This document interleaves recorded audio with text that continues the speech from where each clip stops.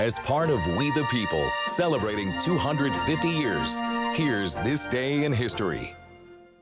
And as we count down to America's 250th birthday this summer, we are sharing our We the People series, people, places, and things of the past that have shaped our country into what it is today. And today, Charlie, we're talking about a very recognizable song. Yeah, on this day, March 3rd, back in 1931, the Star Spangled Banner became the official national anthem of the United States.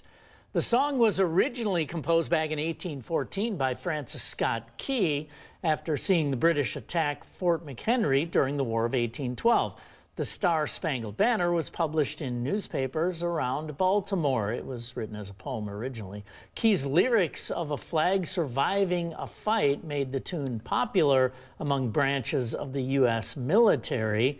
In 1916, President Woodrow Wilson declared the Star Spangled Banner to be the official national anthem of the armed forces. It wouldn't be until 1931 that Congress passed an act to make it the official national anthem of the nation, with President Herbert Hoover signing it into law March 3rd.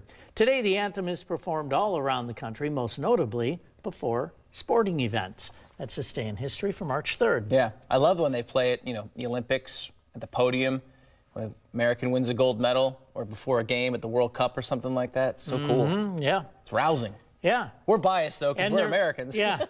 There have been a lot of pretty interesting performances and some incredible ones by some artists. And everything in between. Everything in between. Yeah. All right, Charlie.